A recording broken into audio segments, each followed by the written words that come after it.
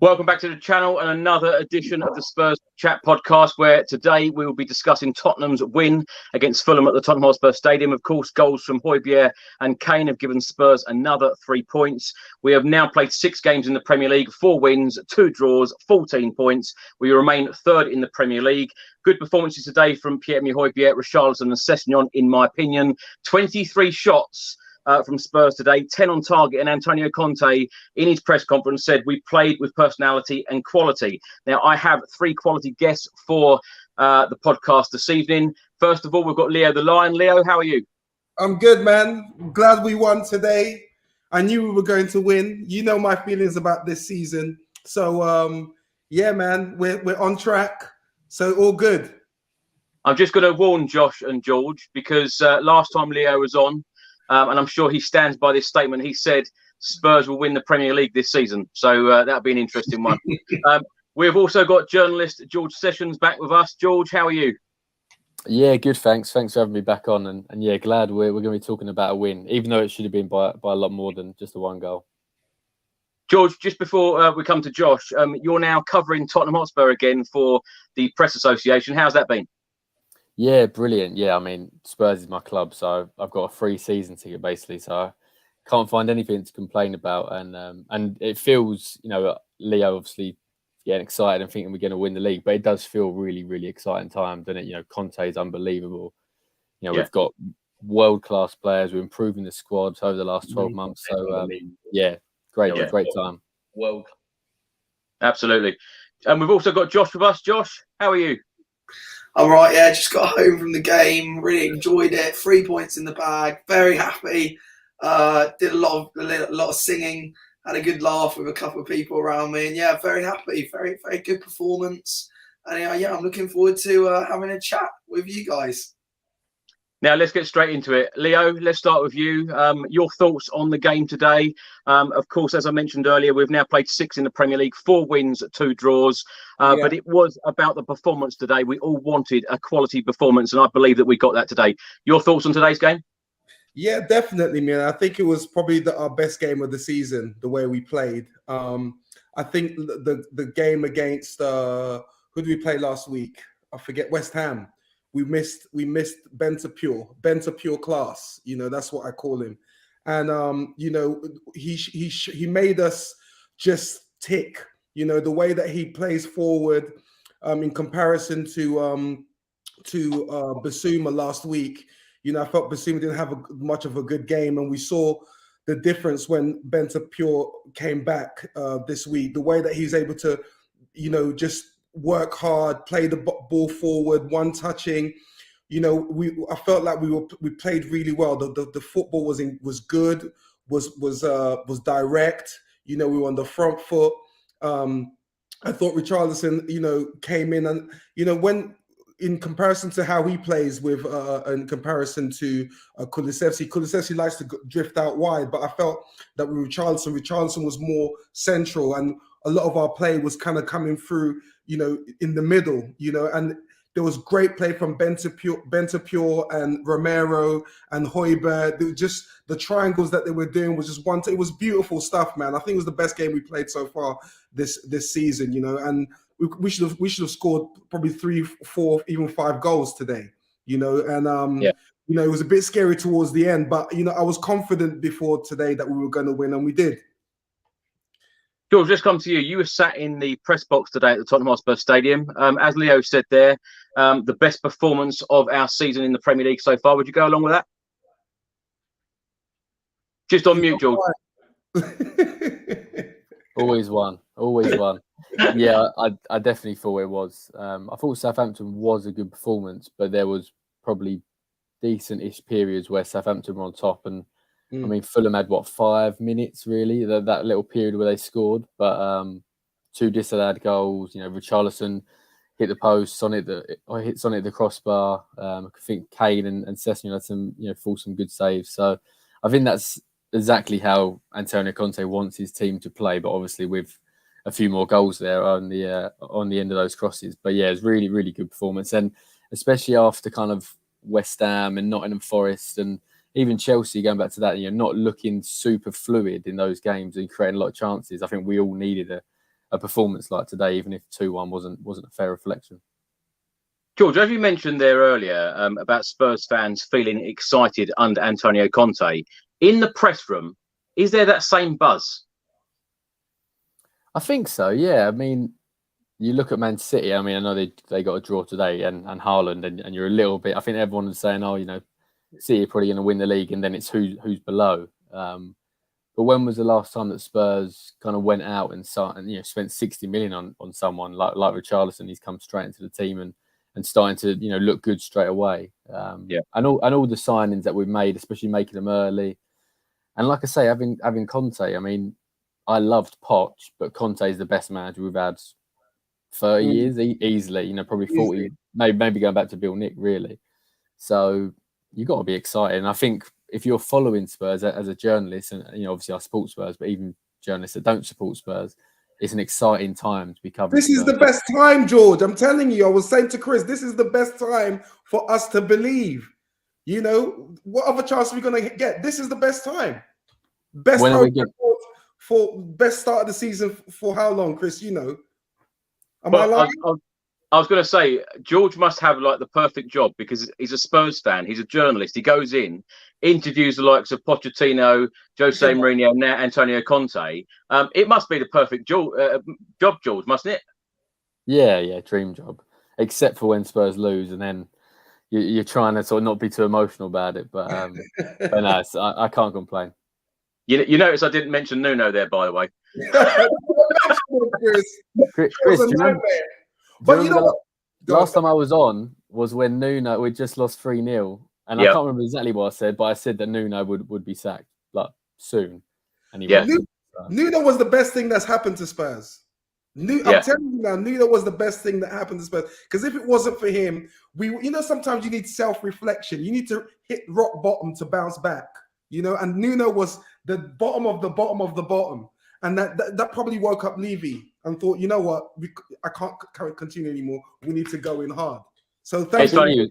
I think he was bottom of the list as well of managers who wanted. So we went for the bottom and we went bottom. Right. Yeah, I think you're right there, George. The last time you were on, when we lost 3-0 at home to Manchester United, I don't think any of us wanted to record the show. That was a hard one to do. But then, of course, Antonio Conte followed. So I agree with Leo to an extent. That was a good result for us in the end to get Antonio Conte.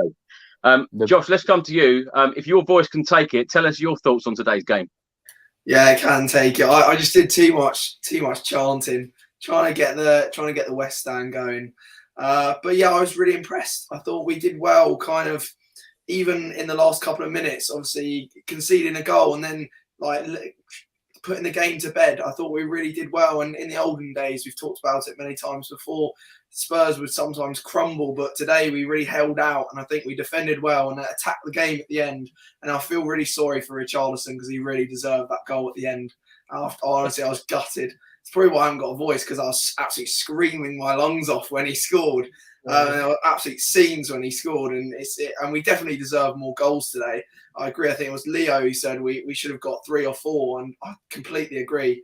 The scoreline doesn't really, a 2-1 result doesn't really reflect how we played. I think, like you said, we had 23 shots, 9 or 10 on target. I thought we were outstanding today in attack, and we got very unlucky. Son hitting the crossbar, Richarlison hitting the post with an absolute screamer shot. And I was really impressed. I was really impressed, and obviously, respect to Fulham. What a goal from Mitrovic. It was an absolute classy finish, and absolutely nothing Lloris could do today, and absolute hats off to Hugo. Obviously, he's been here for 10 years, as Tottenham media have been posting in the last couple of days, and he made some absolutely cracking saves today. I thought it was absolutely superb. A couple of question marks over his performance against West Ham, where he let in that goal from Souček. Bit of poor defending, but I thought we defended very well today. Hugo, immense in goal, great attack, very fluid, very direct, very impressed, and I'm really looking forward to the Champions League on Wednesday. What have you made overall, Josh, of the 6 games that we've played so far in the Premier League? Well, I don't think we're at 100%. I don't think we're playing as well as we did at the end of last season. I thought we were playing so well at the end of last season. I was so impressed. But I think we're at a level where we can still improve our performances, but we're grinding out results. And at the end of the day, all that matters is getting 3 points, especially in the Premier League. And today we got 3 points. We obviously dropped points against West Ham, but we're unbeaten after 6 games. It's a pretty great start to the Premier League. And we've had to play Chelsea and West Ham away, which are fixtures where we usually struggle in. And we usually quite easily drop points in. And we've only dropped, 4 points from our fixtures this season so far. We're up there joint with Man City. I mean, that is pretty outstanding. And obviously we've got Arsenal to catch, but I think we'll see in the next couple of weeks what will happen there. But all we've got to go for now is consistency. We've got to keep grinding out these results. I reckon we need to just be up there by the World Cup in the next 2 months. As soon as it's the World Cup, just be up there, and then we have this break for the World Cup and go again from there, and we'll be pushing it. The sky's the limit, honestly. I think we should be aiming for top 4, but if we're in that title race, then we've got to go for it, honestly. Can I just, George, I just want to come back to you. Leo's talking about the title. Josh is now talking about the title. Realistically, do you really think that we can compete? And I will come on to this in depth later about Antonio Conte's comments saying in the last couple of days that we need another 3 transfer windows to really compete. Do you think that we can compete this season? Yeah, I think so. I actually think that World Cup break may help us. I'm hoping what it will do in an ideal world is it disrupts City. They kind of get into a bit of a flow. They win like 14 games in a row, sounds stupid, but they'll lose obviously all their players. Obviously we will as well, but I'm hoping it disrupts their flow. Liverpool don't look as strong this season, so you're expecting them to sort of drop probably 10, 15 points off their 95, whatever it was last year. So I think exactly what Josh is saying, if we can be in the mix, if we're top 3 within 4 or 5 points of City by the time we get to November the 12th when the break is, and maybe we then use some of the cash we've got left over and spend for a big player in January. Why shouldn't we aim? What's the Bill Nick quote? You'd rather aim high and then even in failure is sort of an echo of glory. I think we should be aiming higher. We should be aiming for, obviously top 4 is the aim, but why can't we aim for the title? And then if it doesn't work out, we didn't really expect it anyway. Because a lot of the other clubs, there's stuff going on with them. I mean, ignore Arsenal for now, but I mean, Chelsea are in a bit of a tricky period. Man United are rebuilding. Like I say, Man City are obviously great, but they always want to win the Champions League. That's always the thing I think of with Man City. So will they one year prioritise the Champions League over the Premier League? So I think we've got to aim for it. Whether we do it or not is a different matter, but we've got to be aiming high, I think. And I think Conte will be aiming high.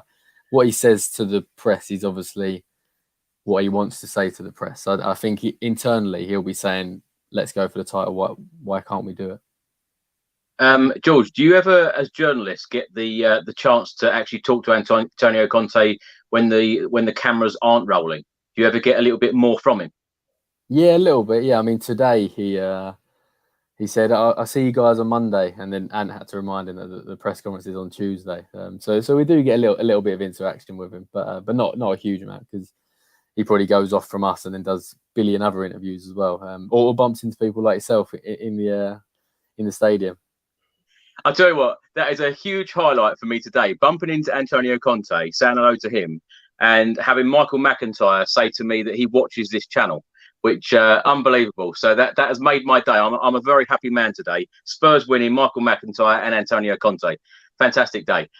Leo, let's come back to you. Want your thoughts on the lineup today. Antonio Conte made 5 changes from the West Ham game. The starting 11, Hugo Lloris in goal, the back 3 of Romero, Dyer and Lenglet, the wing backs Emerson Royale and Ryan Sessegnon, in midfield Hojbjerg and Benton Curtin, in the forward 3 of Richarlison, Kane and Son. Your thoughts on that starting 11? Were you surprised by those changes? I mean, when I heard that he made changes and Kulusevski came off, wasn't starting, I think that was, my eyebrows went up a little bit. But, I felt maybe, we were at home, we're playing Fulham. I felt we were confident anyway. So they probably wanted to give Richarlison a run. So that was pretty okay. regarding if we start at the back, you know, with Lenglet coming in, you know, I thought he played really well, you know, and I felt like he was more just more comfortable on the ball. You know, his passing range was there. I didn't feel like Tottenham were at all pressured in defence at all. I think we were very compact. I've got to take my hat off. People don't really mention Dyer much, you know, but you know, he's been having a really solid performance throughout this season. You know, he's just doing things calm. Romero was good.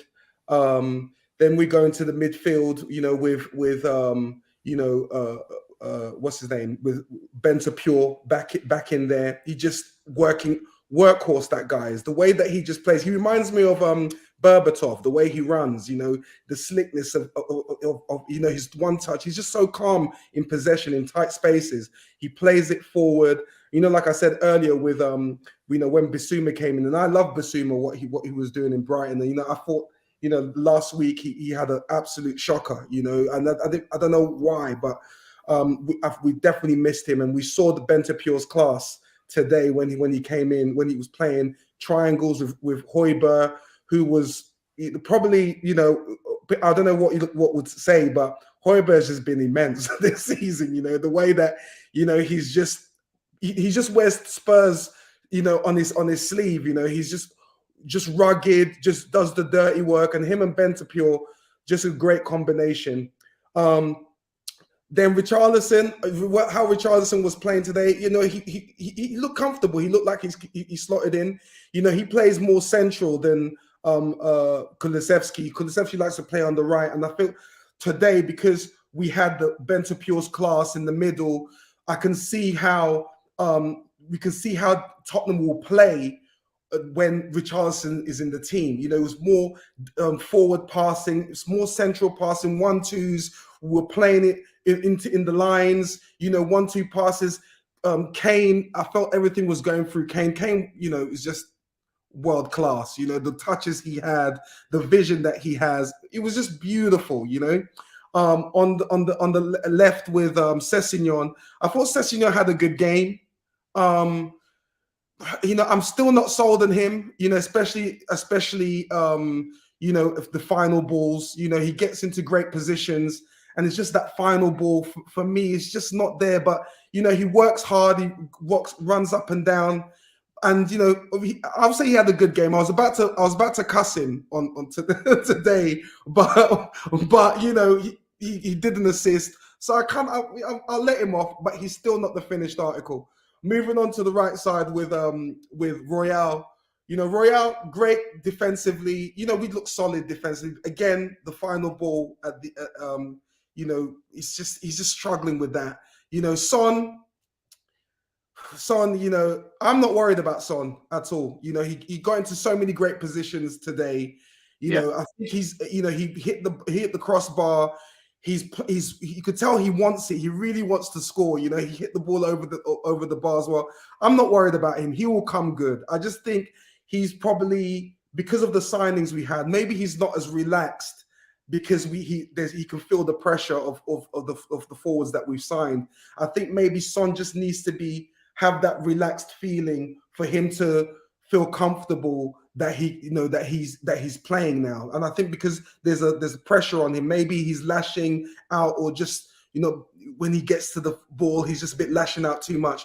But I don't know if I missed anyone. I don't think I've missed anyone. But overall, I thought Tottenham played great. I thought it was fantastic. The lineup, again, I'm not gonna say anything, because you know, Conte is the guy. You know, whatever decision he makes, we all have to be humble and say it's the best decision, because it's Conte and he's a serial winner, and this is what he does. So I can't say nothing. We won 2-1. I'm happy. The fans are happy. Josh has lost his voice. You know, what more can we say? Have I answered your question, or did I ramble on? You did, certainly did. George, same question to you. Now, you said off air, you asked Antonio Conte about the changes that he made, and you said 5 changes, and he said only 3.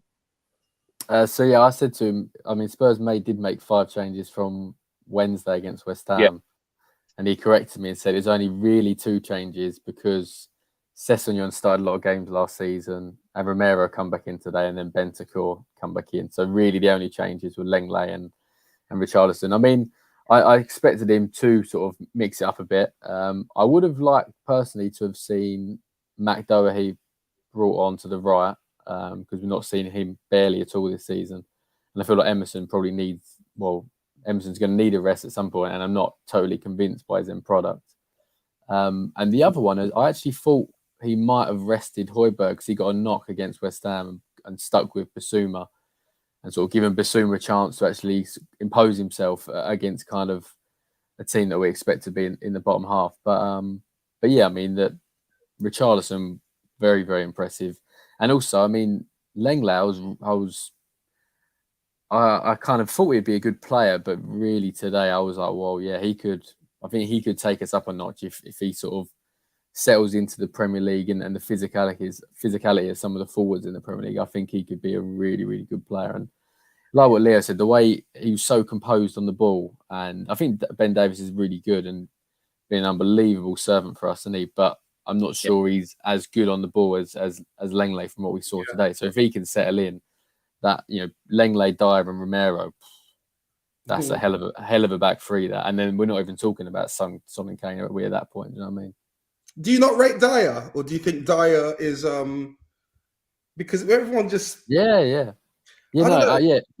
Dyer and Romero. I think that's brilliant. I mean, Dyer's playing the best football the last 12 months he's ever played, maybe certainly at centre back.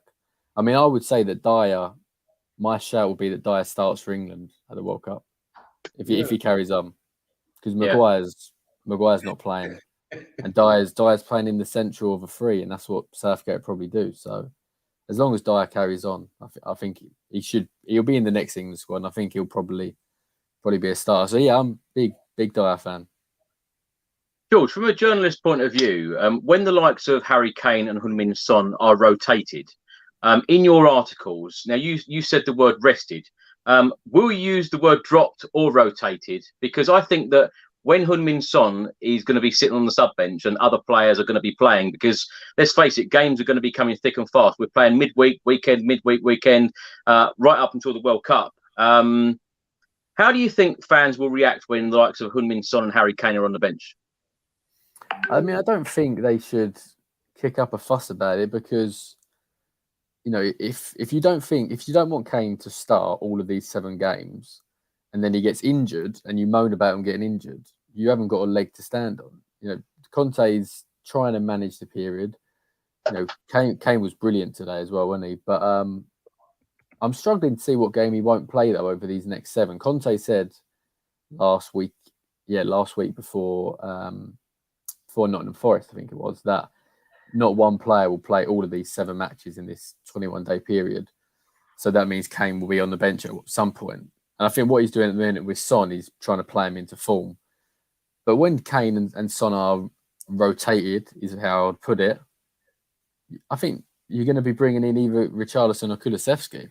So it's not like we're bringing in, no disrespect, but Brian Hill or Lucas Moura, who is a very good option. But, you know, there's the 4 strikers we have are all at a certain level. So to drop one out, shouldn't be seen as a big deal. And I know it's Harry Kane, but we also need to manage him because he's going to be playing every single minute for England as well when that comes around. So I think it's fans have just got to understand that you can't run players into the ground, especially with this World Cup as well.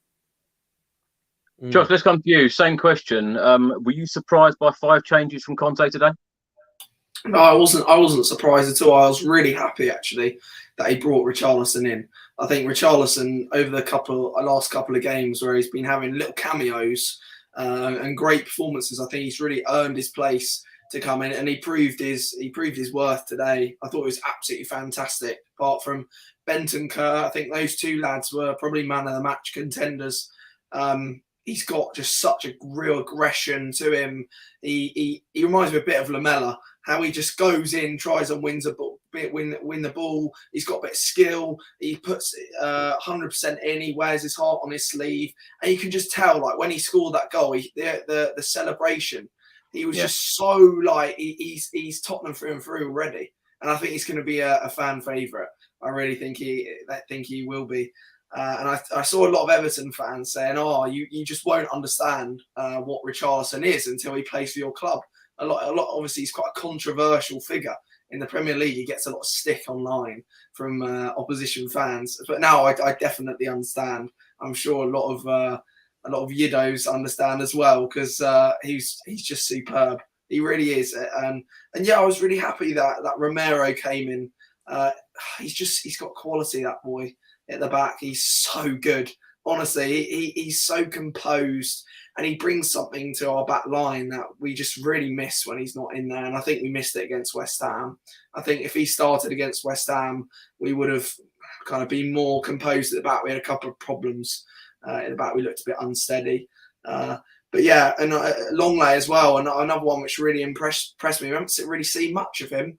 Obviously signed from Barcelona, and he was I think he played for Sevilla before, where I'd watched him a little bit in La Liga, and he was really impressive, really comfortable, really composed, and he reminded me a bit of Bentancur, the way that he was controlling the ball. He just had a good touch to him, and obviously he likes a long ball. He was whacking the ball up the pitch quite a lot. He's got a range of passing, which I think George and Leo said. I was really impressed. It looks like we're actually improving. Like you said, we're not just focusing on Son and Kane. We've been accused as a team as kind of just the Son and Kane team, but now we're kind of got all these players across the whole pitch who are impressive, very impressive, talented lads. And I think it's very exciting times for Spurs, and we've got such great squad depth.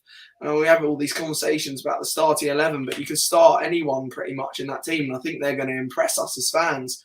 But what will be interesting, after you said, obviously, Conte has said no one's going to start these 7 games, because I think that would be kind of suicide. That would be a bit silly.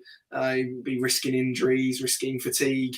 It'd be really interesting to see who starts on Wednesday. If Fraser Forster gets his first start, if what Conte said by these, no one's going to start, maybe the goalkeeper's going to change. Are we going to see, I don't know, lots of changes on Wednesday? It'll be very interesting. Or is it going to be a similar side?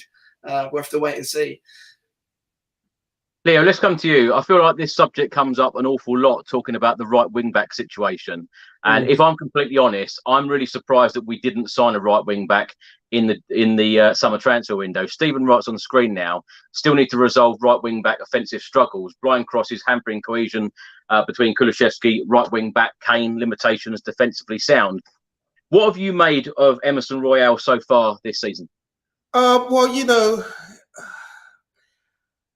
the thing about Royale is, or let me just say, the thing about that position is, it's a horrible position.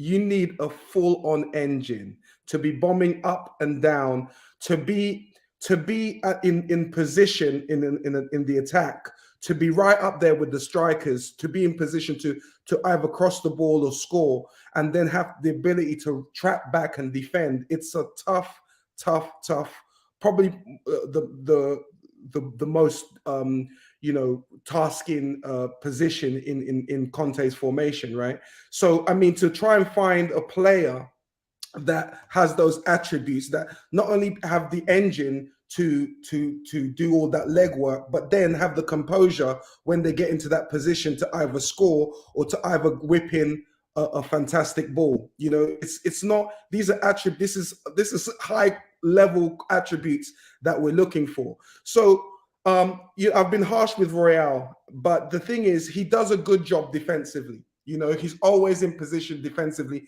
and he's always in position offensively. It's just that he lacks that final ball, you know, and we see him trying now again he's whipping it more. Before, he was always trying to cut back and lay it off, but now you could say probably in training they're coaching him to whip it in, but the balls are not there, you know, and I don't think it's going to be there anytime soon, you know. So we do need to find someone. Whether we can find someone that can do that in January, I don't know, but we do need to find someone that's able to do that, and that's even from both sides, because we already see how Conte set up the team. We all know what Conte does, and the fact that we're winning games and we don't have those aspects at 99%. you know, we can say we've got the attacking. We're happy with our attack with Kane and Son and Kulusevski. We're happy with that. We're happy with defense. We're happy with the midfield. I think if we can improve the left and right, especially when in the final third, because we get into so many great positions. Every game we watch, I see they get into great positions to either whip in a great ball or score, but it's just that final, it's just like lacking. And sometimes when I watch the play, I know they're not going to deliver a good ball. You can just feel it. You know they're not going to do it. You know that when Sessignor's clean through, you know he's not going to score. You know when Royale's, you know, is on the flanks, you know he's not going to whip in a good ball. It's either going to go soft or go over. The thing is, though, Leo, Antonio Conte has come out and said that Ryan Sessegnon, he can rely on him. He is a reliable player for him. Yeah, but again, whether it's reliable or not, probably Conte's talking defensively, because defensively today, and most, I mean, we've not really conceded that much, but defensively, we're not really that troubled. You know, I remember Spurs back in the days, we always felt nervous whenever the other teams used to attack us. But now it's like Lloris is not really, you know, stretching too much, or we're not really panicking them. So probably Conte's talking about on defensive duties, and maybe the fact that, like I said, being able to attack and defend, that whole leg work is what Conte is, you know, can rely on Sessegnon about. But again, as fans and people that watch Spurs, we all know that when it comes to the final third, we're lacking in that aspect, and we need to maybe, hopefully, I think, well, definitely we're going to have to find players that can whip in that ball. And, you know, I've always said, you know, I was not a great fan of Serge Aurier, but I honestly believe that if Serge Aurier was in this team, that would be, you know, he would be amazing, because he was able to whip in amazing balls. You know, he was second to Trent Alexander-Arnold at one point for assists. You know, and he scores goals. You know, he had a great shot on him. Defensively, no, but I think Conte would have probably drilled that in him. But we need a player like that on both sides with those attributes. And, you know, it's going to be tough. I don't think we're going to get it anytime soon, because, like I said, in the way Conte set up his team, that is a lot of work to do. So, yeah, I don't know. But that's my thoughts on it. George, we know how important in Antonio Conte's system, you know, the fullbacks, Emerson Royale, Ryan Sessegnon. Are you surprised, not only as a Spurs fan, but as a journalist, that we didn't strengthen in those areas? I know we brought Perisic in, which it looks like Sessegnon and Perisic will probably play half the amount of games each.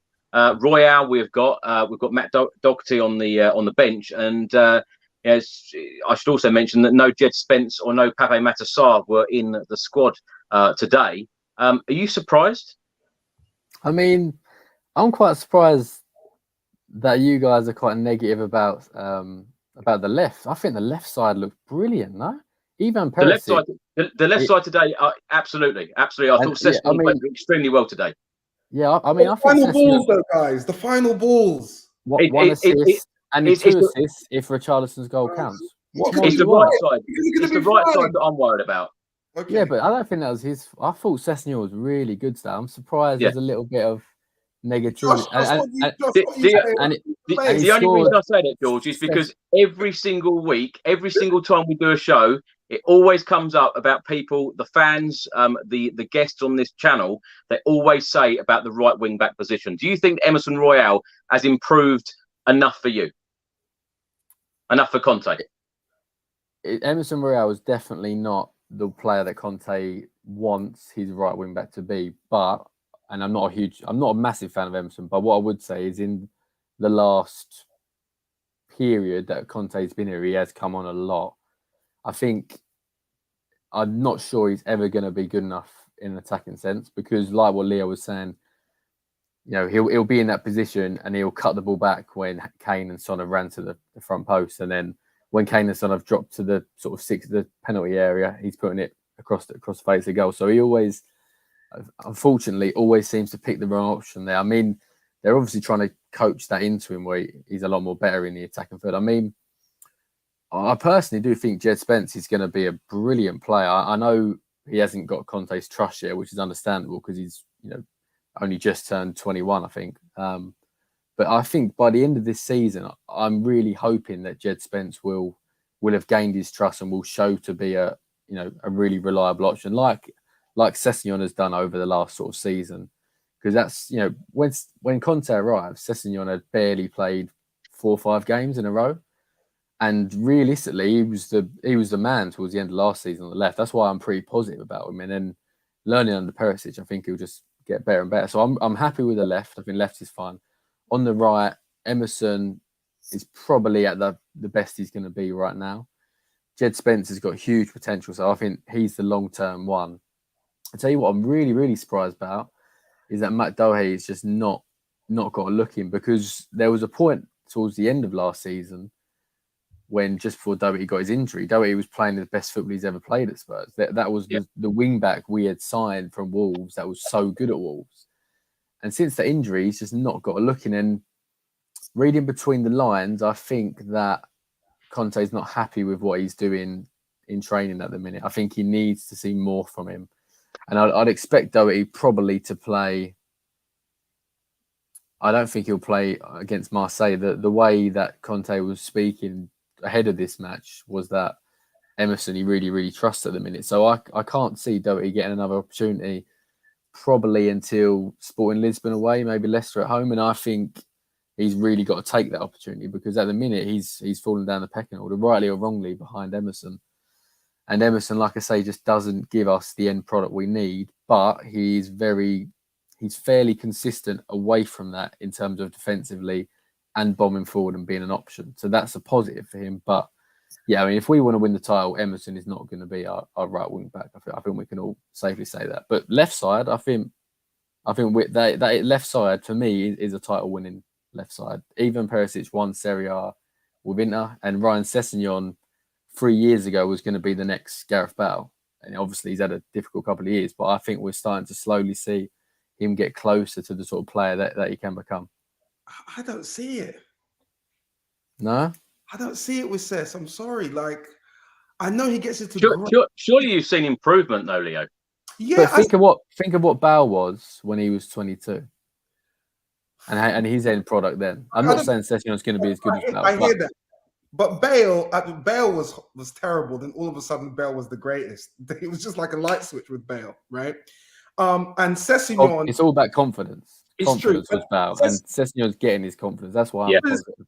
Put it this way, Sessegnon was better than Bale when Bale was shit. Yeah. Oh, sorry. Am I allowed to say that? No, I'm not. Sorry. But you know what I mean.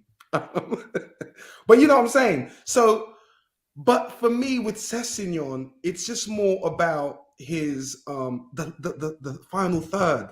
It's the delivery, the decisions when he gets into those great positions, and he gets into great positions. There's no doubt about it. Today, the attacking threat, the fact that whenever we countered, he was up there. He was in the right positions on both ends defensively.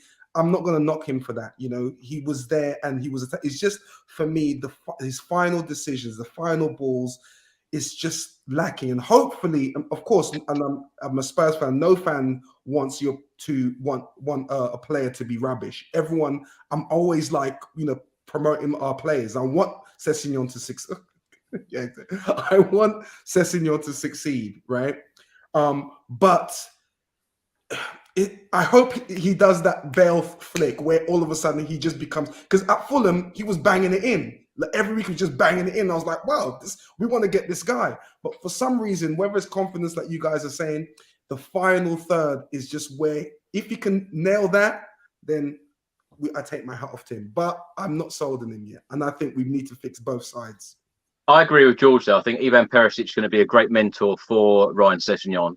And every time when you see him playing, he's going over, he's giving him advice, which is fantastic. And even a couple of weeks ago at the Tottenham Hotspur Stadium, I noticed that Ivan Perisic went over to one of the ball boys and told them to be quicker, keep an eye on the game, and then pass the ball quicker to the team, which I love things like that. And that shows real experience and real quality that he's going to bring to Spurs. Now, the goal scorers took to Instagram after the game. Hojbjerg said, "I'm very happy for the 3 points." Harry Kane said, "A good win today, a good performance. Probably should have finished the game off earlier." Now, talking about the key instance in the game, Josh, let's come to you. In the 7th minute, Spurs started pretty well. Harry Kane, first shot on target, looked like it was going in the bottom corner. Goalkeeper made a good save, went out for a corner. What did you make of Harry Kane's performance today? I thought it was outstanding, as usual. Just everything going around him just completely controlling the game. He never looked like he was out of control. He took great touches. He was just playing through lovely balls, pulling the defenders out, creating space for other players. He's world class, Harry Kane, and I thought he was superb today. Obviously, another goal in the bag, and he goes 3rd top goal scorer in the Premier League. I think, yeah, it's Shearer, Rooney, and now Harry Kane on 187, I think, which is what an achievement, what a player. I was really impressed with him as usual. Yeah, I think it's quite incredible. If you think about it, we've just got such quality up front to kind of supplement Harry Kane. We've got Son, we've got Kulusevski, we've got Richarlison. We're just talking crazy depth. And I think that Harry Kane will only get better with better players around him who are going to provide him with better service. And as you lads are obviously talking about our wing backs, I'll just chip in quickly. I think if Harry Kane had a player like Trent Alexander-Arnold playing with him, yeah. It's like today Erling Haaland had De Bruyne on the end of an absolutely stunning cross, scores again. We've got to have these wing backs with quality. Look at Perisic. He's come in, got 2 assists already straight away. Kane scored off his corner against Chelsea. I mean, we've got to have these players who can whip in balls. And at the moment, like you said, I think Emerson and Sessegnon have improved drastically under Conte. They used to be unsuitable, but now they actually fit in. They do a pretty good job, but they're nothing special. They haven't got the special talent that Harry Kane possesses, that Christian Romero possesses, that Son possesses. And if we do want to win the league, like George says, I think we do need to have players with special talent, with absolutely quality ball. They've got quality ankles on them, so they can whip in these balls like a Trent Alexander-Arnold. Look, they don't have to be the best in the world. That's not what we're asking for. We're not asking for Harry Kane at right back. We're asking for players who can actually whip in a ball. And I was quite disappointed today with Emerson. And what Leo said, I thought was absolutely spot on. And I actually said it multiple times to my dad, where it was like Sessegnon and Emerson would have a lovely ball played down the wing to them. And you just sat there and I just thought, I mean, nothing's going to happen. Nothing's going to happen. You could just feel it. It's a feeling. It's a genuine feeling. And I think that signals to me that something's not quite right. But like when Perisic comes in there, he's just got quality. He's got confidence. A bit like Longley when he's come in today, or Christian Romero. You look at them and you just go, wow. I mean, they've got talent there. But these two lads, I think look. Let's not just go, oh, discard you. I think they can still improve, and as you said with Gareth Bale and Sessegnon's, he's got talent and he will improve. But at the moment, I think in these big games we've got to be playing Perisic. So if Perisic started today, I think we would have had many more goals. Honestly, the amount of chances that Sessegnon had to run down that wing and he kind of fluffed it up at the end, even though he was played down and made great runs. I think we would have scored more goals, but at the end of the day, we've got 3 points. That's all that matters. And Sessegnon is improving. So, look, we've just got to have quality on the wing backs. And I think any signings to improve us, like someone like Hakimi at right back. Conte obviously won the league in Italy with Inter Milan with Hakimi playing right back. And I'm not surprised, to be quite honest, the way he plays and what a quality wing back that is. We need someone like him to feed Harry Kane. And then we will see the trophies coming, as you always say, Chris. Hopefully. Well, in the 9th minute in the game, Emerson put a cross in. It actually nearly went in. Just shortly after that, Heung-min Son to Richarlison. The shot was blocked, went out for a corner. Spurs then had a goal disallowed in the 10th minute for offside.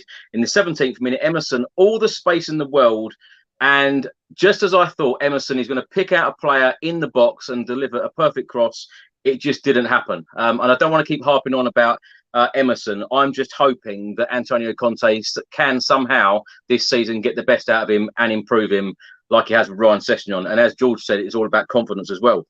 In the 22nd minute, good work from Richarlison, teed up Heung-min Son, blocked over for a corner. Leo, you briefly mentioned Heung-min Son earlier. Antonio Conte said last week he's not worried about him. I'm not worried about him. I think that he is going to come into some good form very soon. He was very unlucky not to score today. What have you made of Heung-min Son's performances so far this season? Well, you know, I remember watching the first game, Heung-min's, this season. And I actually remember Heung-min Son's first touch, and he got the ball, and the way that he was running, I was like, wow, like he was like really on it. Like, and I felt like he wanted to prove something, you know?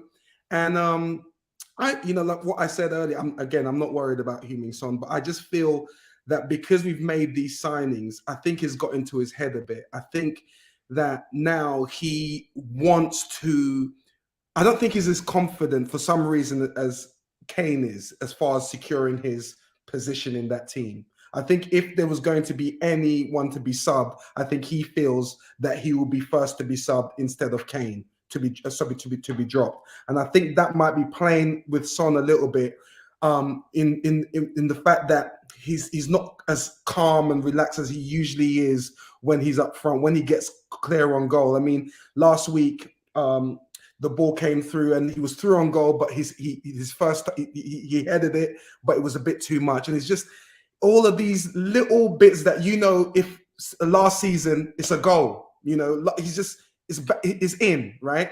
And I just feel like this season, because of Richarlison coming in and Kulusevski and all of those, that I think it's kind of got to him a little bit, and it's just kind of making him just, you know, try a little bit too hard. But I think the fact that Conte is keeping him in the team, I think is a great thing. And I think that's what's going to give him the confidence to know that, okay, look, we still love you, Son. We still believe in you. You were top goal scorer last season. It's going to take a hell of a lot of you flopping so many games for you to be dropped. You know, he gets into great positions. You know, he could have scored a hat trick today, you know, because of all the positions that he was in. You know, it's just like I said, you know, he hit it over the bar when he chested it, when Kane flipped it through and he chested it and he kicked it over. Usually Son is scoring that. And so he gets into great positions. It's just that thing. And I think no one should be worried about him. Son is Son. We love him. He's going to come good. I think Conte is just going to have to keep playing him to give him that confidence. And you'll see Son's going to bang. And might not get 24 goals this season, but I know he'll be up in the teens. You never know. George, let's come to you on Heung-min Son. In the 33rd minute, of course, Heung-min Son hit the crossbar. A wonderful ball over the top from Harry Kane. Sonny brought it down, hit it, rebound off the crossbar. What have you made of Heung-min Son's performances so far this season? Are you worried about him? I was a little bit worried about him before today, because as Leo mentioned, West Ham, he had that chance where he went through, and that was a player lacking confidence, where he headed it too far forward instead of just chesting it and having a shot at goal. And he's kind of been snatching at chances. I remember the Southampton game where he sort of ran across like the whole penalty area and blazed it over the bar from about 6-8 yards out, and that's him sort of. I think with Son, he's a very emotional player, and that's really good for him, because you see in those big occasions, he's so fired up, he's thriving, he's playing on adrenaline. And I think at the minute, he's probably not relaxed like Leo's saying, because he probably feels that pressure from Richarlison being a 60 million man. But, you know, Conte is consistently backing him with his words, with his actions, because really, you know, realistically, I think you probably could, if Son had scored on Wednesday, he would have been rested today. It would have been Kulusevski, it would have been Kane, and it would have been Richarlison. And also on Wednesday, he took off Kulusevski, who was having a much better game, and kept Son on just to try and get in that goal. So I think, and today, you know, he was very unlucky. The one where he hit the crossbar, that's happened all very quickly. And I mean, it's that another day that would just hit the crossbar and go in. He had a deflected shot over the bar. He obviously had the offside goal, which was a cross, but it's pretty unlucky because Kane was only a yard or so offside. And I think Marseille, Champions League, he absolutely loves the Champions League. He basically dragged us to the Champions League final really a couple of years ago. I know Moore had the Ajax moment, but Son was unbelievable in that run. I think Wednesday night, I'm fairly certain he scored the first goal. He scored the first goal at the new stadium. He scored the first Champions League goal at the new stadium. He'll score our first goal back in the Champions League. I'm pretty certain of that. So I'm not worried now. If he'd been poor today, I might have been a bit more worried about it. But he looked back to his old self today and was linking up nicely with Kane and Richarlison. So he'll be fine. Matter of time. So can I just say something, Chris? Just to add to what I said about Son. The thing about what Conte is doing by keeping him on, because he knows that when Son gets that goal, Son is back, right? So he has to make sure he wants to start Son, bring that Son from last season. So he wants to reignite that belief in Son, because he knows, like I said, if Son scores the goal, then his confidence is back. Then we've got even more of a powerful attacking threat. So that's why I think he's gonna keep playing Son to kind of, like the engine. He's keeping him on, keep turning the key, like start, god damn it. And when he starts, it's and then then it's all through. So I believe that's what Conte is doing by keeping him on and saying, look, man, I'm gonna stick with you till the engine starts. Ferrari, baby. That's what we're saying. Loving the energy.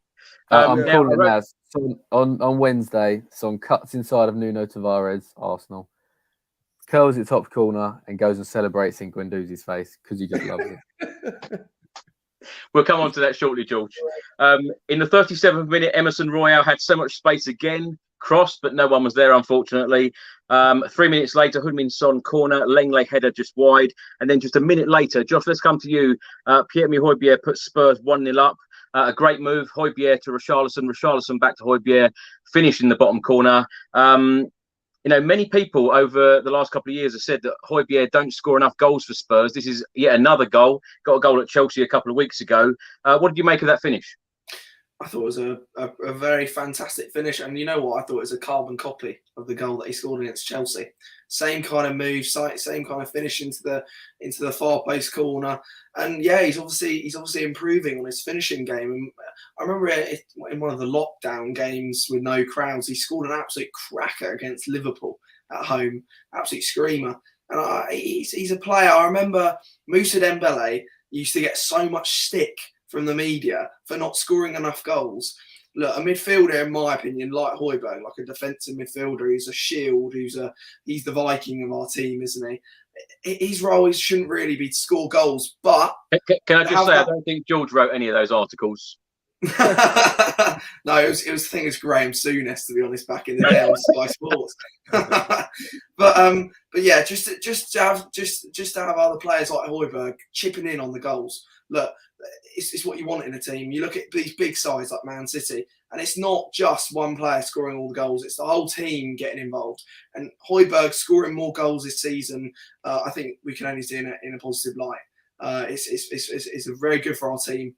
I think we should be very happy, and he looked very happy himself. That big celebration from him as well. I feel like there's a lot of passion in the club at the moment.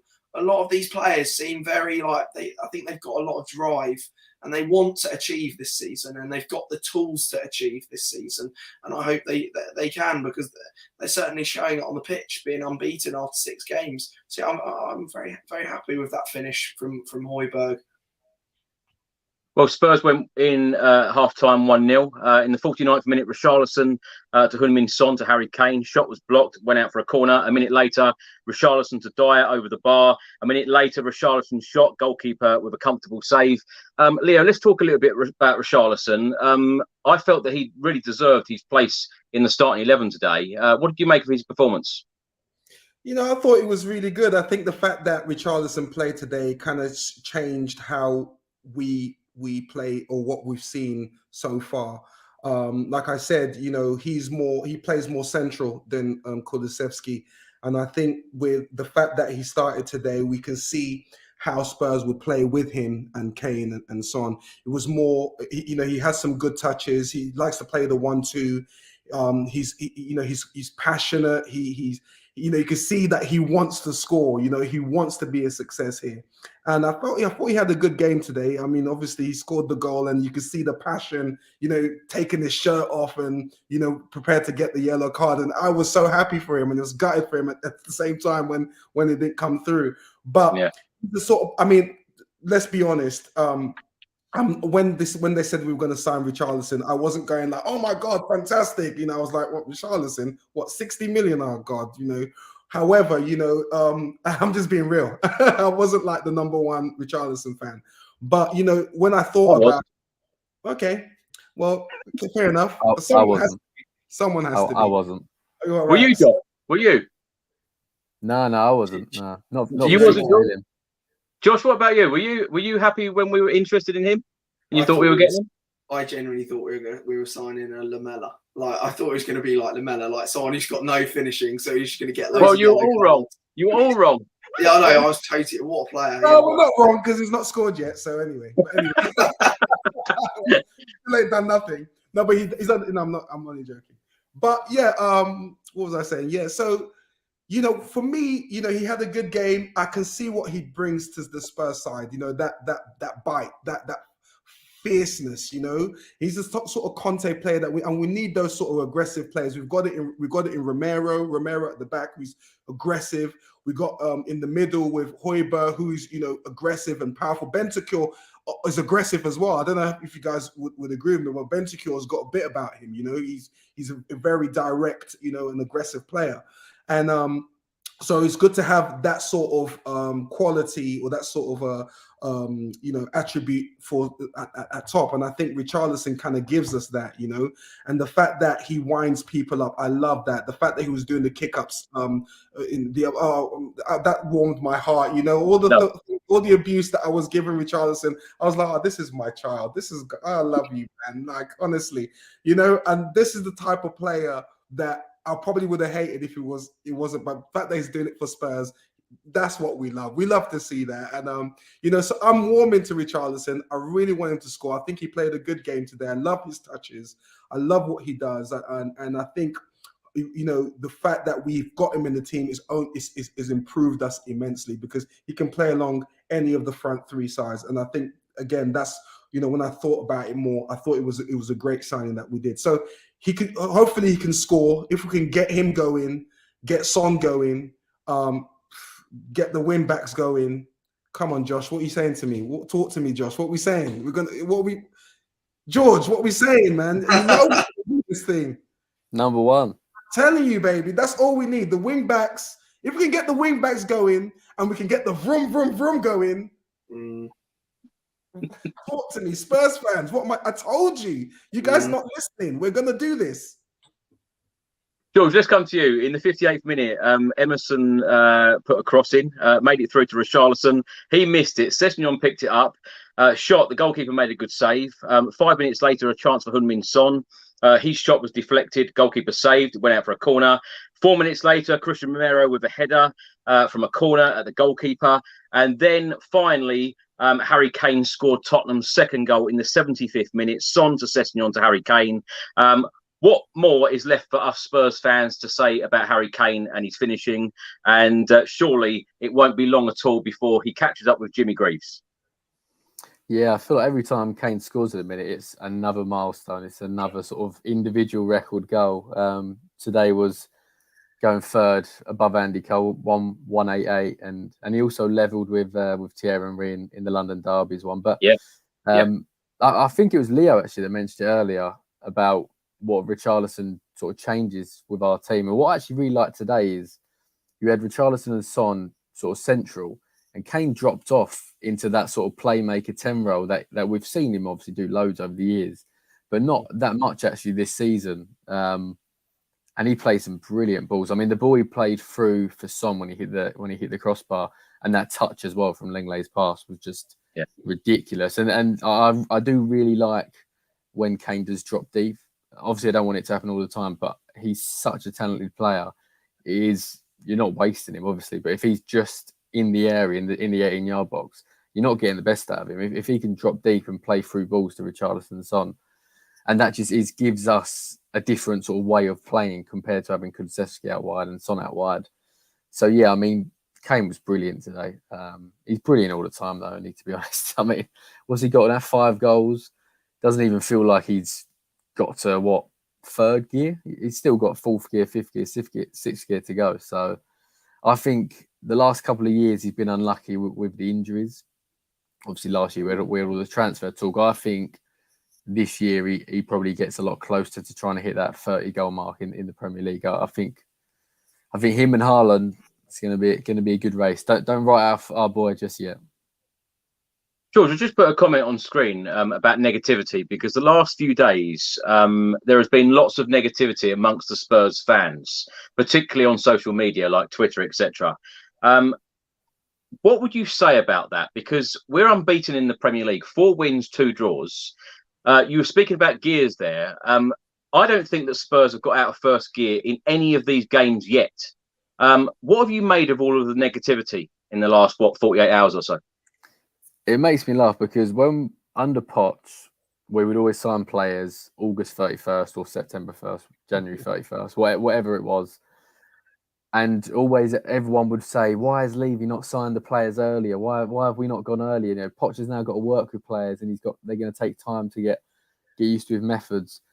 July 19th, we'd signed 6 players, 5 of them like by the start of July. So they all went on tour with Conte. Yeah. So I know we didn't sign anyone on the final day in the window, and it would have been nice, I think, if we'd got one more player, whether that was a world-class centre-back or kind of maybe a wide attacker or an attacking midfielder. I think if we'd done that, then it's, to me, probably a perfect window. But I look at what we did, and we did brilliant business. I mean, let's go for it. Fraser Forster is a much more reliable goalkeeper than Joe Hart or Galini, who we've had. You know, he was in the England squad not long ago, so that's a really good backup and on a free transfer. You can't go wrong with that. Perisic, free transfer, won everywhere. Going to hopefully improve Sessegnon. Definitely improved our team. Again, a free transfer. You know, you can't ask more than that. The 2 we've spent on Bissouma, I think, by the end of the season, should be in our starting team. I mean, I think personally he's been one of the best. He's been at least in the top 3 in terms of centre midfielders in the Premier League for the last 3 years, in my opinion. And Richarlison, with Richarlison, I don't think we should view him as a 60 million forward. I think we should view him as our 4th choice forward, 3rd choice forward. And then at the end of the season, when he scored 15 goals, you say, actually, that's what you wanted from your 4th choice forward. You don't want that from a 60 million man, but that's just the price we've paid. So I think he'll be a great signing. And Jed Spence, I'm super excited about. And then Lenglet, we saw today on loan. Again, no money spent really. And arguably, he's going to become our first choice centre-back. So I don't really see how we can be negative. And all these players have come in by July 19th. So Conte's had now 6 weeks to work with them. The majority of them are up to speed. Jed Spence is going to need longer, being a younger guy and coming from the Championship. But there's 6 players there that by the end of this season, they all would have hopefully proved their worth, I think. So just because we didn't have a great transfer deadline, I don't really get the negativity. I mean, I do get it because Man United have signed an 85 million player. Chelsea have signed 2 guys this week that they think are going to improve their team. I personally don't think Aubameyang is going to be the answer for Chelsea. Fofana's a good player, but for 70 million, is that realistically a good amount of money to spend on a centre-back? And Man United have signed another player from the Eredivisie that is not guaranteed, and they've spent 85 million. So I think in 12 months' time, we'll look at our business and we'll look at Chelsea and Man United's business, and we'll say, actually, what we did was bang on. Now, we'll talk a little bit more about the transfer in just a second. We'll just wrap up talking about the Fulham game today. Josh, let's come to you. In the 83rd minute, Fulham scored. And when I've read all of those key moments of the game out, how many chances that Spurs had to concede in the 83rd minute and then give us a very nervy 7 minutes to go. What did you make of that goal from Mitrovic? Yeah, I was impressed. I thought he didn't do much, Mitrovic, throughout the whole game. I thought he'd be, but I didn't think he wasn't very influential. Sorry, compared to someone like Harry Kane, who's so influential. He pulls all the strings. Mitrovic isn't that type of player. But I was impressed with that finish. I mean, wow. He cut inside and put it in the top bin. Lloris had no chance. He was never saving that. Yeah, what a finish. Sometimes you can get annoyed as a football fan when you concede a goal. But I did actually sit there and just say to my dad next to me, I was like, oh, that's a great finish. You just got to deal with it and kind of go and get another goal, which we did, but it was offside. Right. But yeah, all props to Mitrovic. I'm actually surprised we haven't ever gone for him. I thought he'd probably be quite a good second striker, to be honest. He's still the age on the bloke. He's only 27. It's like he's been about for about half a century. He's been everywhere. He's been Newcastle, Fulham, and he's always been a serial goal scorer. And he's done very well this season. He's leading Harry Kane by a goal so far, 6 in 6.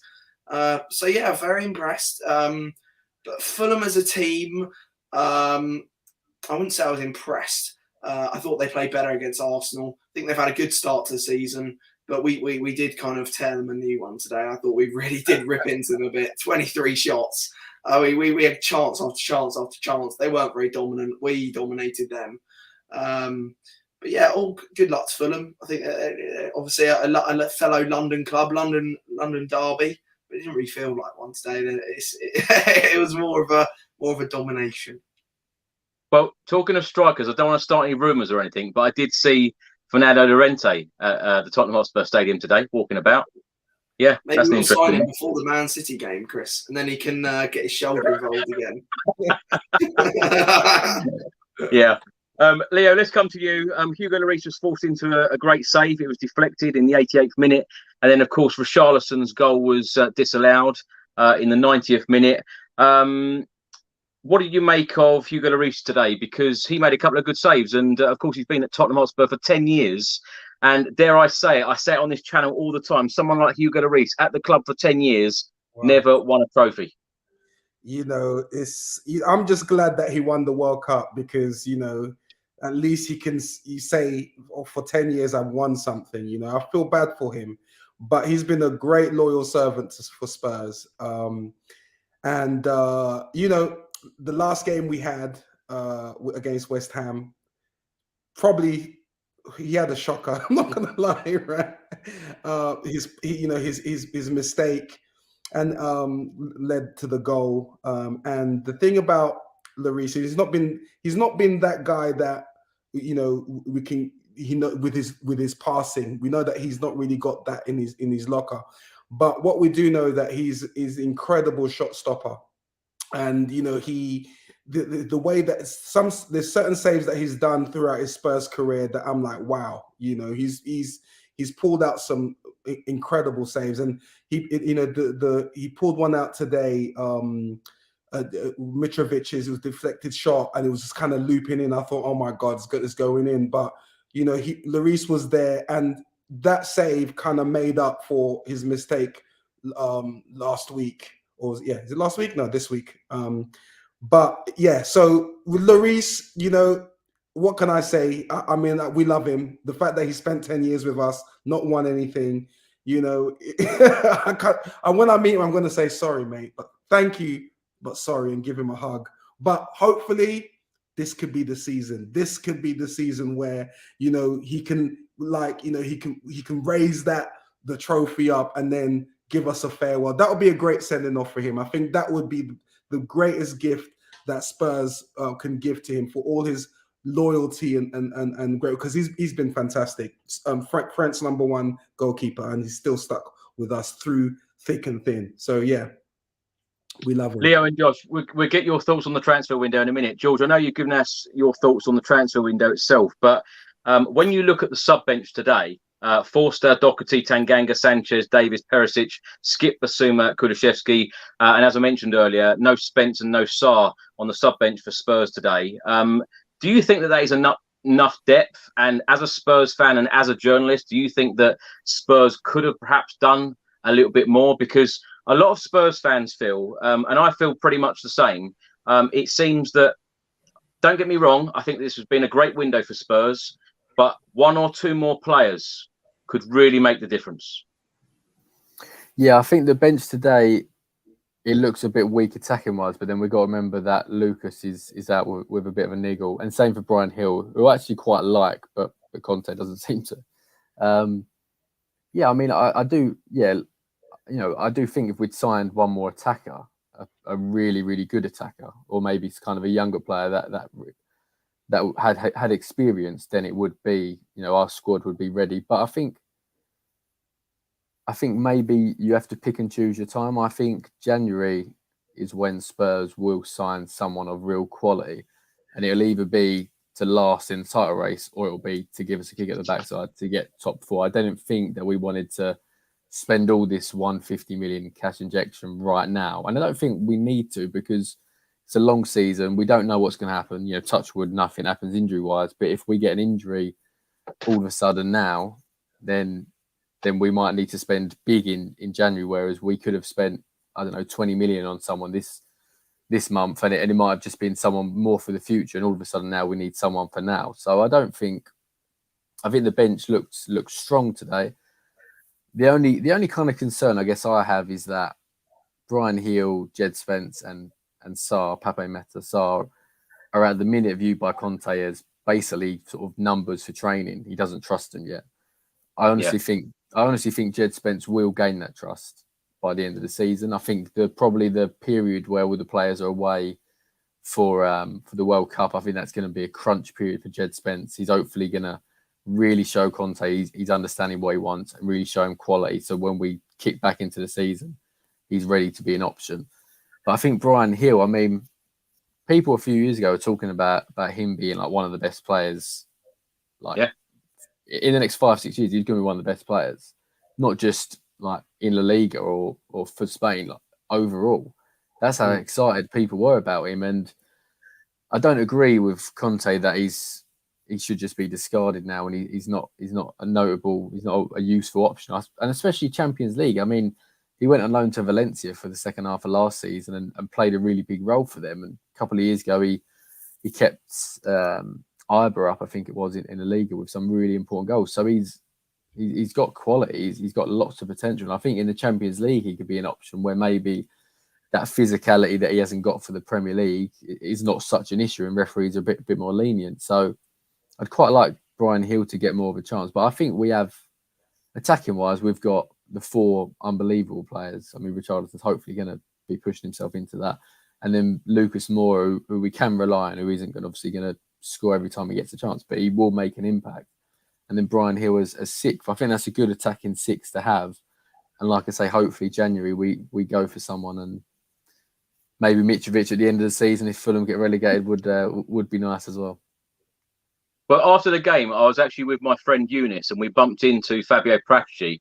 And Eunice actually asked him, are you happy with the transfer window? Fabio replied, yes. And he also then said, we go again in January. So hopefully we'll be having a very busy January transfer window. Josh, let's come to you on the transfer window. Now, of course, we signed Richarlison, Forster, Perisic, Basuma, Langley, Spence and Udogie. Lots of players went out the door. Carter Vickers, Bergwijn, Parrott has gone on loan. Scarlett has gone on loan. Joe Rodon has gone on loan. They've got an option to buy. Udogie has gone back to Udinese on loan. Lo Celso on loan. Tongion Ndombele on loan with an option to buy. Reguilon on loan. Harry Winks on loan. What have you made of Tottenham's transfer window? You happy? Yeah, I'm happy. Like you said, you obviously want to have 2 more. It's a bit like when you have chocolate buttons out the fridge. You have a couple. Like you have 6 chocolate buttons, and then you go, oh, I'll have 2 more. Like, you know, you get the bag and you just want a couple more. But sometimes you just got to go, no, don't be Nottingham Forest and have 18 chocolate buttons. Yeah, 20. Just don't do that, because it can actually like disrupt the squad if you've got too many new players. I think it's actually a perfect number. It's not perfect, but I think if you bring in too many players, you can, like I said, you can disrupt. You can cause a couple of problems. You don't want to overspend. It's a bit like when we got rid of Bale and we brought in like 12 players or whatever, and it all went wrong. And the only one who lasted was Eriksen and Lamela. Look, I think we've brought in some quality players. We've actually recruited in a good way. If you think about it, we've nicked Everton's best player, Richarlison. We've nicked Brighton's best player, Basuma. We've got some young lads in Spence, Udogie, And we're not just recruiting any old random people from any old league. There's this focus. Paratici is obviously focusing on the Italian league because there's a similarity between the Prem and the Italian league compared to that of La Liga, because it's much more physical, I think. Like I've watched a bit of Udogi for Udinese, and he played really well the other day. I saw some clips of him, and he looks like a really good young signing. He's got a lot of talent in him. Be interesting to see what he does. But like you lads were talking about Brian Hill, and look, the boy is very talented. He's the videos I've seen online and some of the stuff. He obviously was at Valencia, and he played for, I can't remember, the Basque club. But in the Premier, he just doesn't cut it. Me watching him, I really wasn't impressed by him. He just looked like a little boy. And we always go to the games with my best mate's dad, who's actually a football coach, and he literally said Brian Hill literally looked like one of his under 17s. Like he's got no physicality in the Premier. You need that. You really need that. Could he be Bale? Because I thought he was the next Messi when I saw him. I was like, this guy is Messi.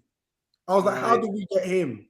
But you're right. He doesn't look like he's got it. But I don't know. You continue. Sorry. That's why I think Champions League. Surely that's where he's kind of like, maybe he goes a bit above more in the pecking order for the Champions League games, just as like an option off the bench, because that is valid. Actually, that's a valid point, because in these Champions League games, I think it's going to be really interesting playing these teams from Europe, and you see just the contrast in play styles is so huge. And I think this Marseille game, which I'm sure we'll come on to before you end, it's going to be a tough one, because they obviously, if you as well, not just that, but if you, like you said earlier, have you seen Marseille's starting 11? They are literally Arsenal.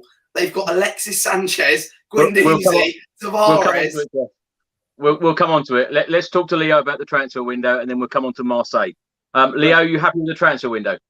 Yeah, I'm happy with the transfer window. I mean, the transfer window for me started in January with Kulusevski and Bentancur. And, it kind of set the benchmark of what Paratici, is it Paratici or everyone says it differently, Paratici or I don't know what I'm saying, but anyway, all of the Italians pronounce it Paratici or Paratici. Which one is it?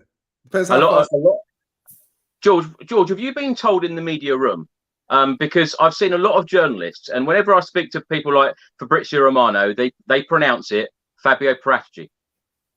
So now I've been saying Paratici, so Okay. Who am I to argue with Fabrizio? So, but yeah, so it kind of started then in January. The fact that we were banging out the signings early doors is obviously because of Mr. P and Conte. Because I know that he wanted to have the group of players early so he can work on them for the start of the season. And I'm sure that he went to Levy and the board and said, listen, if you want this situation to work, I need to have my players early. None of this nonsense, end of August or early February or January signings.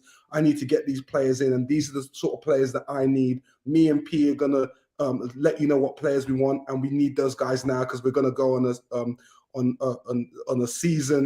a pre-season training camp, and I need to get the guys ready so that we can be on the front foot for this season to get going. And we did that. This is the first time as a Spurs fan, it was just like on Sky Sports, it was like Spurs sign another sign. Oh my God, Spurs sign another sign. Oh my God, Spurs. And I'm thinking, am I in the twilight zone? So it was, I was really happy. And just to what George says about maybe it would have been a perfect season if we'd signed someone at the end. I don't know, I think maybe again, maybe we're getting a bit too greedy, because here we signed 6 players, and if Spurs had waited and signed Richarlison for 60 million to 3 days ago, we would have said, oh my God, this is a perfect season. We bought 5 players and now we spent 60 million. We really mean business. But we got drunk on it early part, and now it's kind of like, when you meet a girl, right?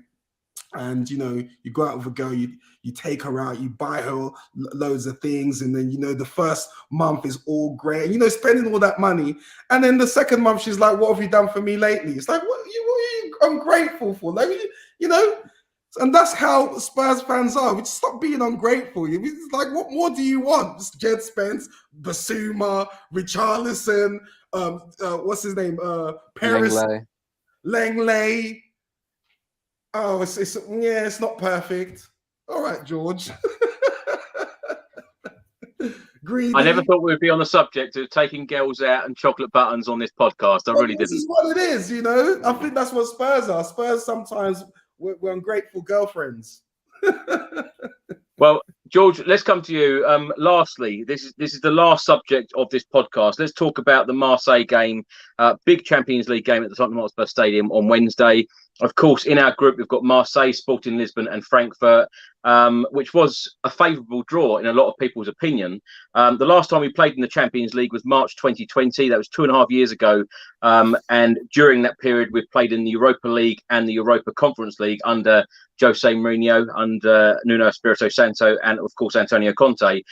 Marseille, our opponents on Wednesday, are sitting top of the French league. They've played 6, they've won 5, they've drawn 1. They haven't lost a game yet. They've got 16 points. PSG are in second place with 13 points.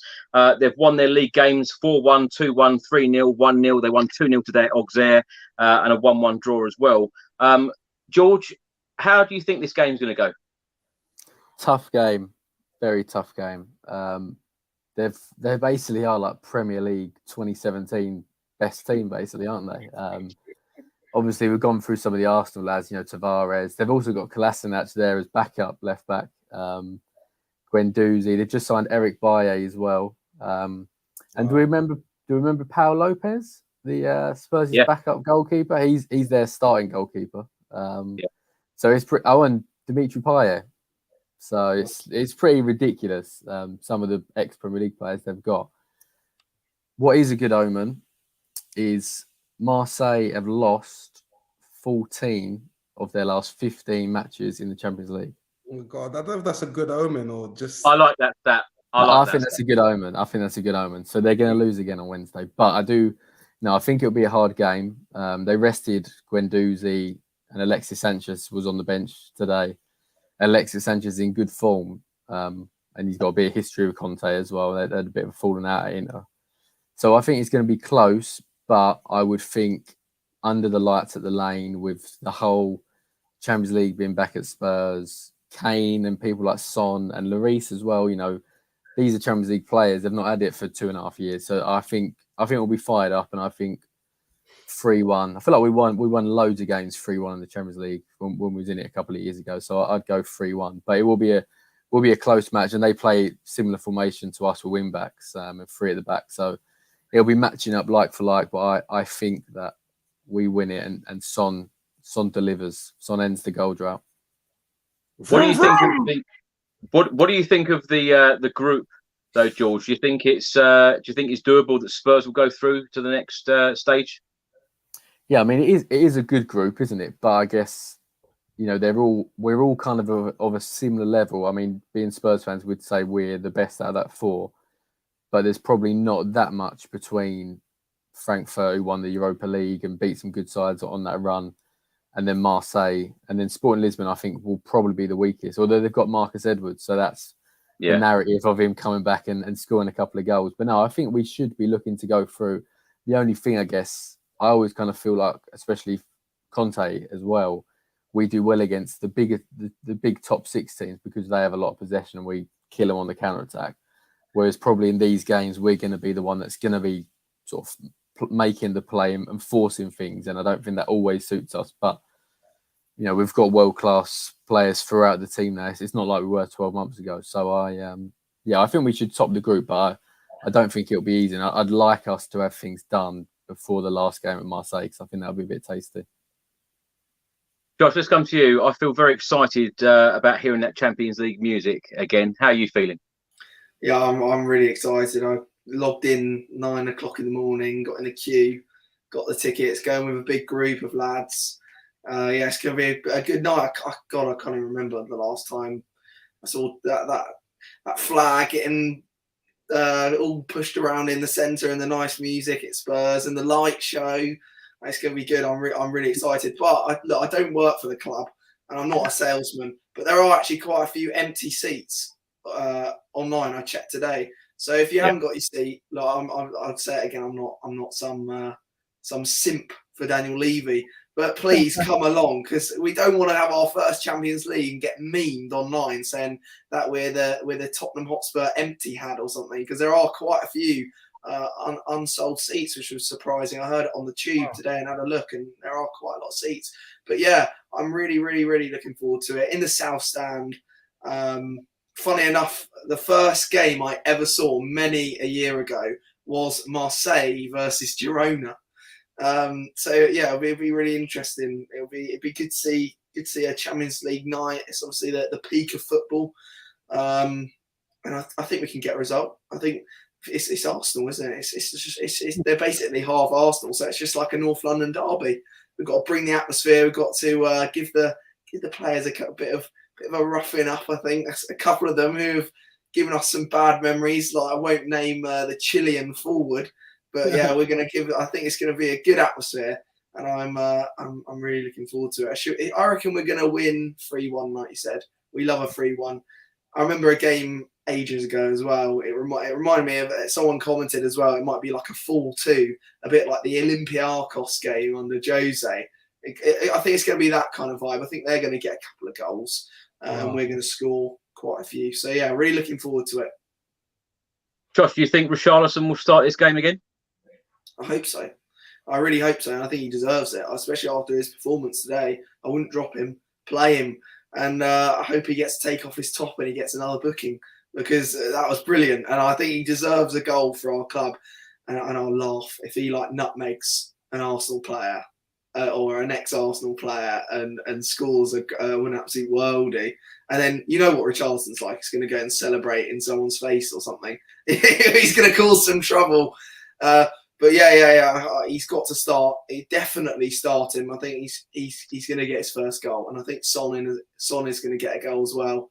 But someone in the comments section said a while ago, about 10 minutes ago, said what a travesty it is that we did sell Eric Lamela. I would have absolutely loved to see Lamela, Richarlison, and Romero in the same team. I think that would have just been carnage under Conte. It would have been absolute carnage. Honestly, the amount of fouls, yellow cards. Yeah. Oh, brilliant. Yeah. Leo, let's come to you. Your thoughts on Wednesday's game? Yeah, it's a big test for us. We're at home, so it's good. I think we definitely need to get the 3 points. It's going to be a tough game. Whether he starts Richarlison, I don't know. Richarlison does deserve to start, but maybe he might want to. I think he definitely wants to get the 3 points. So maybe he might put the experience in with Bentancur and Kulusevski, because they've got the experience in Champions League and stuff like that. So maybe he might just want to, probably get a couple of goals in and settle the Spurs team, and then probably bring in Richarlison there. But it's going to be tough. I think Conte. With Conte, he wants to win every game. So I think that's why he probably took Kane off early and took Son off. So because he knows that he probably wants them. Those two are probably definitely going to start on Wednesday. So it's down to whether it's going to be Kulusevski or Richarlison that's going to take that other spot. But as far as if we think we're going to win, yeah, I think so. I hope so. I want us to, but it's going to be tough. It's going to be tough because Marseille are a good physical team. And as George and Josh were saying, it's like, they know how to play with the Premiership's way. So it's going to be a Premiership North London derby, and I hope we can do it. I hope we can do it. I'm confident, but like I said, it's Champions League. We don't know, but let's see. What's your score prediction, Leo? I'm going to go for 2-0. 2-0. Yeah. I'm going to go for 1-0. I think it's going to be a very close game. I think it's going to be a very hard game. But as you say, as long as we get the 3 points in our first Champions League game, and hopefully, as you said, Josh, that stadium will be rocking again. Leo, thanks so much for joining us this evening. Tell everyone where they can find you on social media. Well, my social media is there. Hit me up if you want to talk I was going to swear again, but I don't want to get a red card this time. But yeah, holler at me, all the Spurs fans, and let's have some good banter. You can find me there on my Instagram. Have you got any new music coming out? I've not got any new music coming out. You know, I've been doing my acting now. You know, getting my Denzel on now. So yeah, so I'm on a BBC sitcom at the moment called Here We Go. So you can check that out. It's a comedy sort of thing. I play. Is it with Fabrizio Romano? That was my line. I was just about to say that. I play a school teacher. I play a head teacher. Could you believe that? Me, a head teacher. But yeah, I put on my posh head teacher voice. You know, settle down, kids, and stuff like that. Yeah, but you can catch me on there. Here we go. I play a BBC. Brilliant. Well, thanks for joining us again, Leo. And Josh, thanks so much for joining us again. And tell everyone where they can find you and what you're up to. Yeah. Thank you very much, Chris. Always enjoy it as usual. Yeah, that's my Instagram if you want to see all the stories of Tottenham. But yeah, just going back to uni. It's year 2. Crack on. Do a lot of commuting from the southwest up to Tottenham probably twice a week now with all the Champions League. It's going to be very pricey. But yeah, really enjoying it. It's worth it. Look, when you follow a club like Tottenham, the highs, the lows, it's so enjoyable, honestly. It just puts a smile on your face. You get to have a great time with friends and family. It's brilliant. Come on, you Spurs, honestly. Are you going to get some strepsils as well, right? You're going to get some strepsils for your voice. No, honestly, I saw some comments saying like, make a honey and lemon, Josh. Like, got sore throat. You must have some lozenges. I was like, I don't have a sore throat. Honestly, I've just lost it because I was screaming so much. So yeah, I'm all right. Don't worry. Get the lemons in. And George, thanks so much for joining us again. And it's been a lot more upbeat show than the last time you were on. Yeah, no, thanks so much for having me back on, and with 2 great guests as well. It's been a lot of good fun. We've had a laugh, haven't we? So yeah, fingers crossed we keep this positivity going, and we'll speak we'll speak in 9 months, and we'll have a couple of trophies to celebrate. There we go. George, sorry, George, are you allowed to have someone to come in, like, you know, an assistant on one of your like press things? Let me come and carry your bag. No, let me ask. Yeah, definitely. If you're there, Leo, definitely not. I'll put you in the list of people that want to do that. My little brother's probably top of the queue. So really, so you can go just after him. Okay, George. Cheers. George, what is next for you? Writing lots of articles on Tottenham. Are you just covering Tottenham mainly now? Yeah, mainly Tottenham now. So Tuesday I'll be at the open training session, early doors, and then Conte's got his presser, and then Marseille have got their presser, and then Wednesday there for the music. Can't wait to hear that again. Will you be going out to the away games as well? No, I won't be. It'll be our other PA sort of Spurs correspondent, Jonathan Veal. He'll do the away games, and he's doing a lot of the away games up north as well. So sort of doubling up on that front. But we're both going to be there for Wednesday, so that'll be a lot of good fun. Hopefully more content that way. Fantastic. Well, keep up the good work, George. Thanks so much. Leo, Josh, George, thanks so much for your time this evening. Thanks so much to everybody's comments and everyone's input this evening. It's been a good show, and it's been another good day with Tottenham Hotspur winning. And as we've all discussed, let's hope that Spurs can pick up 3 vital Champions League points at the Tottenham Hotspur Stadium on Wednesday. Until the next one, come on, you Spurs. Come on, you Spurs, baby.